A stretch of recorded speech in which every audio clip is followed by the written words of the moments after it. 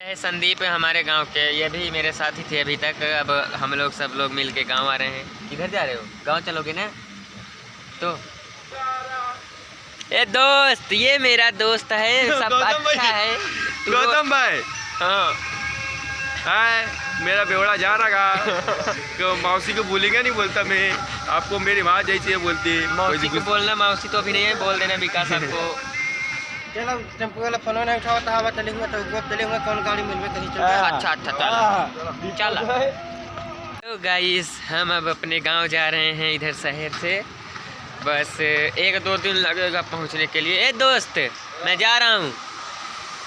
ये दोस्त विकास कब इसके आएगा? साथ तो नहीं आएगा, अब जाओ। क्यों नहीं आएगा बा? ऐसे ही मेरे दारू को पीने को, तबला को मिलने को याद मत आएगा। ये वैसा ही बोल रहा है। तो गाइस, इसी होटल में हम काम करते थे और आज हम जा रहे हैं। देखो फिर कब किस्मत कहाँ से कहाँ ले जाएगा। चलते हैं, बाय दोस्तों।